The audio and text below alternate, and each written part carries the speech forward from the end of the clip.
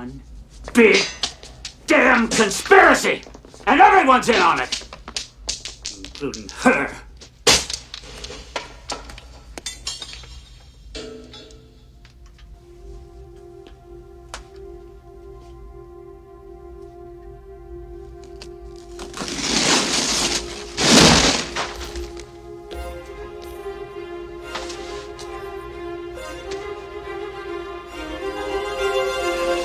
In 1966, Andy Dufresne escaped from Shawshank Prison. All they found of him was a muddy set of prison clothes, a bar of soap, and an old rock hammer, damn near worn down to the nub. I remember thinking it would take a man 600 years to tunnel through the wall with it. Old Andy did it in less than 20.